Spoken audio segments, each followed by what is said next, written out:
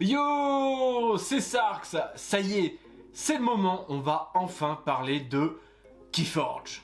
Et cette fois-ci, excite l'aspect collection, on va clairement parler jeu de cartes. Et vous allez comprendre pourquoi un petit peu plus tard dans la vidéo, pourquoi je dis ça. Mais du coup, c'est quoi Keyforge ? Keyforge est un jeu de cartes plus à jouer qu'à collectionner, édité par Fantasy Flight Games et créé par nul autre que Richard Garfield. Et si vous connaissez pas le gaillard, dites-vous que c'est un professeur en mathématiques combinatoires qui a un jour décidé de créer des jeux de cartes tels que Magic the Gathering ou encore Netrunner pour ne citer que. Mais alors, que propose Keyforge ? Eh bien la particularité de Keyforge est que vous achetez des decks de cartes et que chaque deck est unique. C'est-à-dire que vous et vous seul avez cette composition de deck. Du coup, on zappe totalement l'aspect deck building et on n'a plus qu'à ouvrir son deck et à le jouer. C'est pour vous dire que rien que pour la première série de Keyforge, il y avait théoriquement... Ouais, ça en fait des combinaisons de decks. Mais alors, comment les decks sont construits ?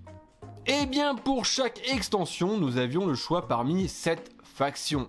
Celles-ci pouvaient changer d'une extension à l'autre. Les decks sont construits avec 3 des 7 factions de l'extension pour former un archon et un deck unique. Chacune des 3 factions sont représentées équitablement dans tous les decks, avec 12 cartes pour chacune. Chaque faction a sa propre spécificité. Certaines sont spécialisées dans les gros monstres, voilà, qui vont taper bien fort, d'autres dans le vol de ressources ou encore dans le fait de piocher plus de cartes. La vraie force du jeu vient dans le fait de découvrir comment les cartes réagissent entre elles pour justement en tirer le meilleur combo. Et enfin, vous pouvez enregistrer votre deck et faire son suivi sur le site Keyforge Master Vault en flashant le QR code sur la carte de récap du deck. Mais du coup, comment ça se joue Keyforge ? Comme d'hab, je vais expliquer les règles succinctement, sinon ça va prendre des plombes. Dans Keyforge, donc, chaque joueur devra forger 3 clés. Le premier joueur à forger sa 3e clé gagne. Pour forger une clé, les joueurs devront récupérer de diverses manières de l'ambre. Une fois 6 ambres atteints, le joueur doit avertir son adversaire qu'il peut forger une clé. Et au début de son prochain tour, s'il possède toujours 6 ambres, alors il forge sa clé.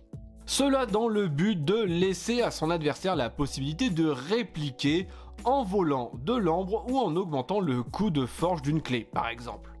L'une des grandes spécificités du jeu est qu'à chacun de vos tours, vous devez alors annoncer l'une des 3 maisons de votre deck et ne jouer, activer et utiliser que les cartes de cette faction.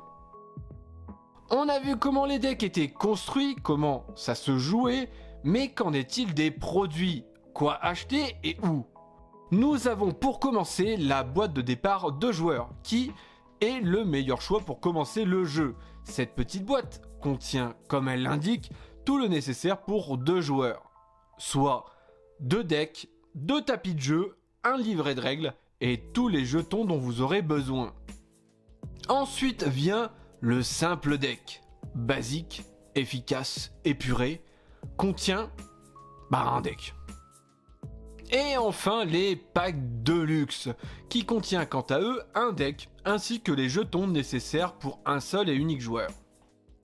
Il y a aussi la boîte premium qui était dispo pour l'extension Collision des mondes, mais elle a connu un bon gros flop et ils n'ont pas décidé de continuer de l'éditer sous ce format. Je vous conseille de prendre une boîte de départ pour commencer et de compléter avec de simples decks. Et éventuellement prendre un pack de luxe si vous ne voulez pas manquer de jetons. Mais les packs de luxe sont définitivement moins rentables. Surtout, évitez de mélanger les extensions au début. Affrontez-vous avec des decks d'une même extension. Sinon, ça risque d'être très difficile de comprendre ce qui se passe sur le board. Et concernant les accessoires, nous avons des deckbox ou deckbook pouvant contenir un deck avec sleeve et permettant de glisser la carte Archon devant afin de voir les maisons du deck. Les deck vault qui sont de grosses boîtes pouvant contenir 3 decks Keyforge avec sleeve ainsi que tous vos jetons et clés. Des tapis 2 joueurs Keyforge, oui, 2 tapis parce qu'après tout, pourquoi pas. Voilà à quoi ça ressemble et c'est un petit peu grand tout de même, donc évitez de jouer sur des toutes petites tables. Et enfin les paquets de sleeves estampillés Keyforge contenant 40 sleeves. Les deckbox peuvent paraître un petit peu chères, mais elles valent clairement le coup. Par contre, les sleeves, je vous déconseille très fortement d'en acheter, car pour le même prix, vous pouvez acheter un paquet de 80 sleeves Ultimate Guard, et donc sleeve pas un, mais 2 decks. Vous pourrez vous procurer pratiquement tout sur des sites tels que Philibert, Ludicbox ou encore Cultura, ou alors toute autre boutique spécialisée, bien que depuis les dernières soldes, il ne reste plus beaucoup de stock. Mais alors, qu'en est-il de Keyforge aujourd'hui? Initialement lancé le 15 novembre 2018, Keyforge a connu pas moins de 5 extensions, chacune apportant un peu plus aux mécaniques de gameplay, souvent bien plus que de simples mots-clés. Mais malheureusement, Keyforge est aujourd'hui au point mort, bien que celui-ci ait clairement trouvé son public et avait un bon succès. Mais c'est récemment que la nouvelle news tombe. Keyforge n'est pas abandonné, au contraire.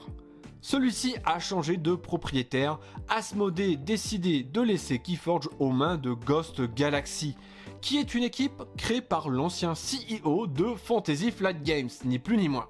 Donc Keyforge n'est pas abandonné, mais il mettra beaucoup de temps à se remettre. Bien que la prochaine extension Winds of Exchange est déjà prête, celle-ci ne sortira que lorsque le jeu sera redevenu stable et performant, ce qui mettra malheureusement entre 6 mois et 1 an.